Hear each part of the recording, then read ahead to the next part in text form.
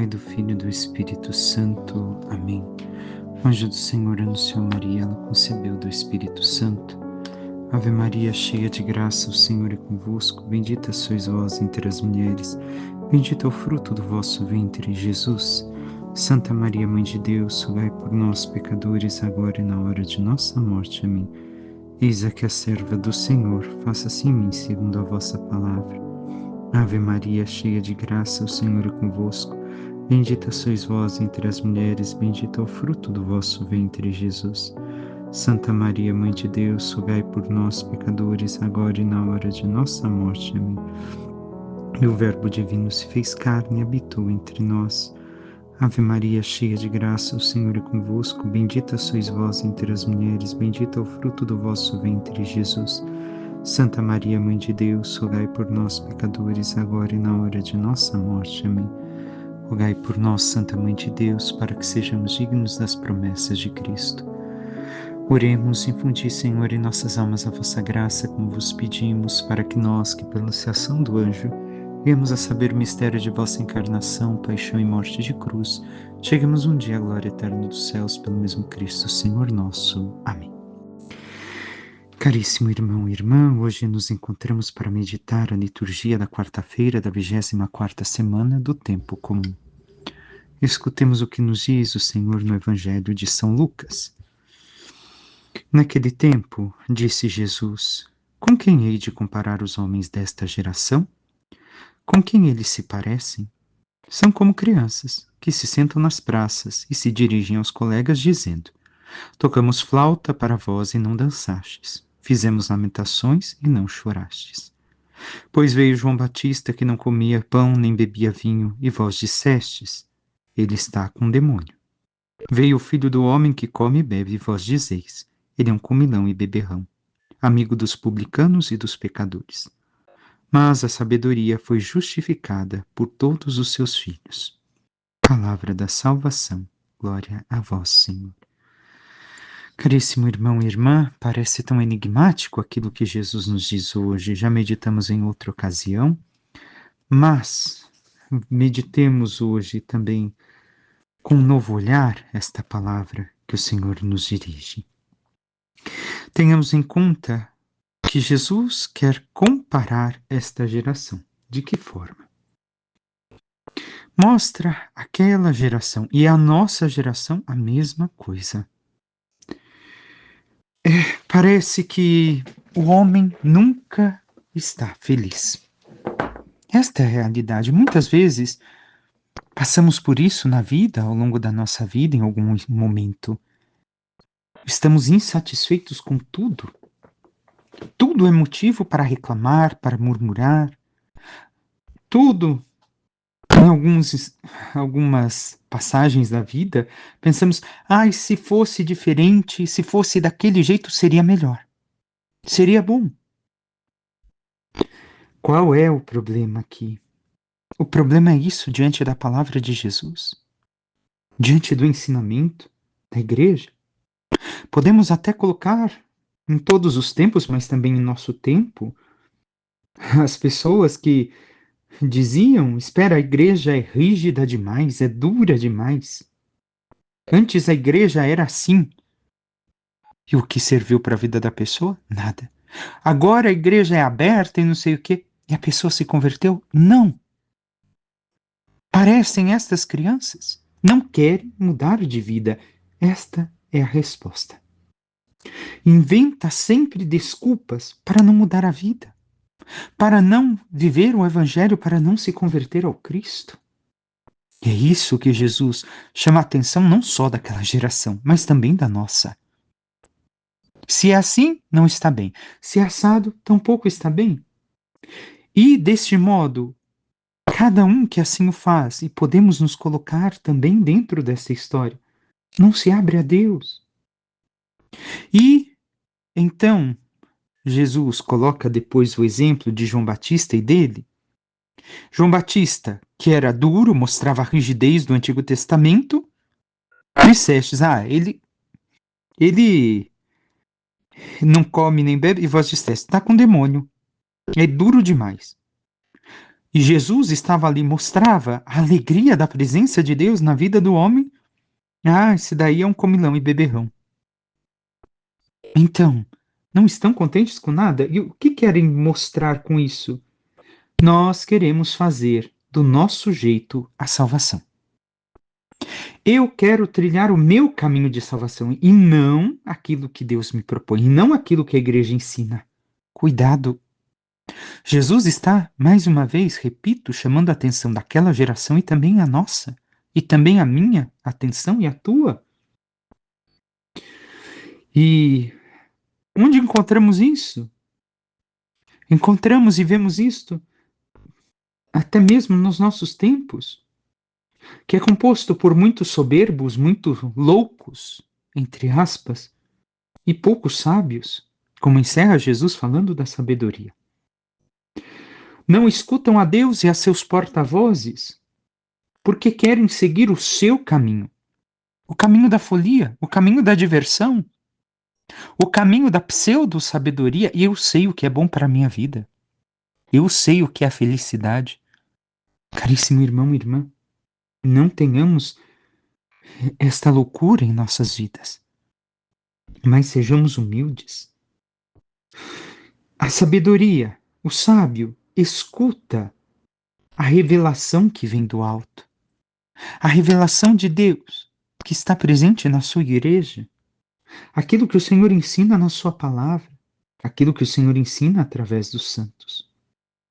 Já a loucura, o louco, é a presunção do homem que pensa de pensar tudo e julga a tudo e a todos, mas não compreende as coisas de Deus. Por quê? Porque no fundo não quer se converter. No fundo não quer mudar a sua vida.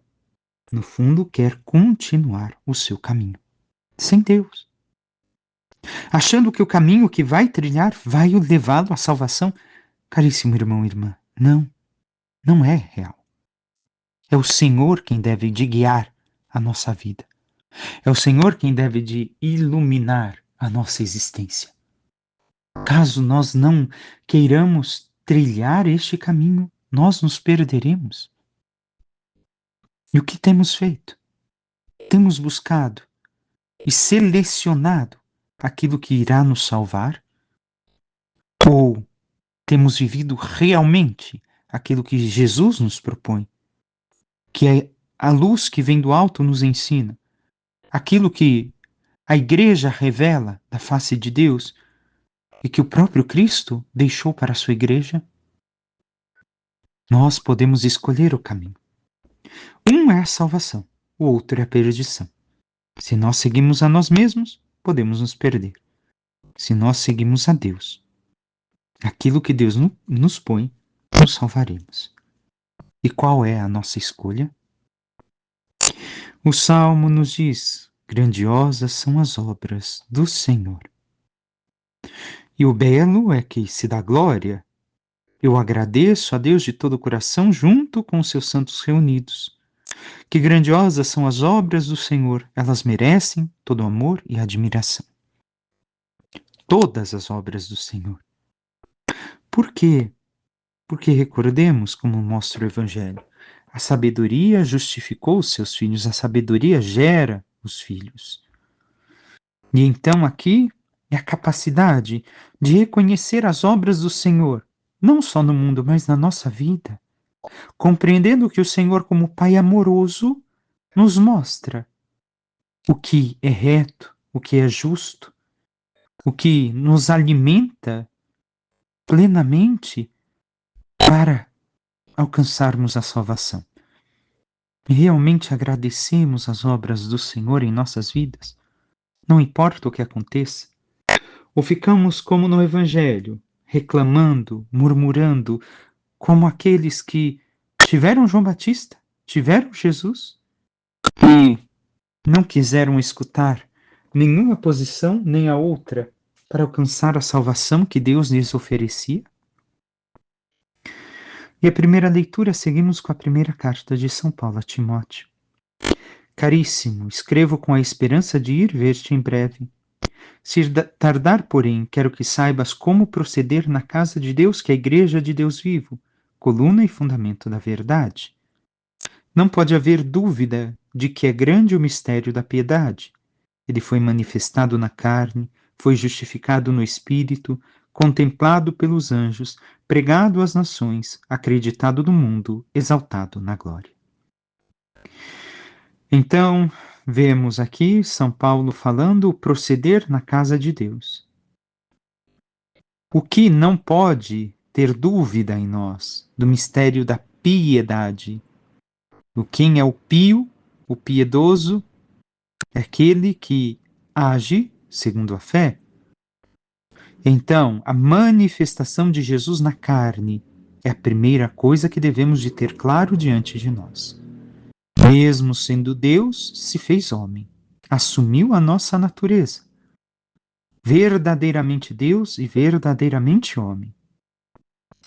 Justificado no Espírito, ou seja, pelo Espírito de Deus, no Espírito no sentido que o Espírito, a forma de união com Deus, justifica e nos mostra plenamente também que o Filho é um com o Pai e que realiza as obras do Pai. Contemplado pelos anjos, contemplado não só na eternidade, mas também na terra com tanta admiração, onde um Criador se torna uma criatura para, por amor, salvar a sua criatura? Somente Deus. Pregado às nações, deve de ser anunciado a todas as nações. Não somente ao nosso grupo, mas devemos de anunciá-lo ao mundo para que todos conheçam a Deus e se salvem, se convertam e salvem. Acreditado no mundo, exaltado na glória. Exaltado naquilo, recordemos, glória é aquilo que tem sustento, é aquilo que tem peso, não é coisa vã, não é vaidade, mas aquilo que realmente persiste, tem força. E é esse Cristo que buscamos conhecer e anunciamos. Buscamos servir na igreja?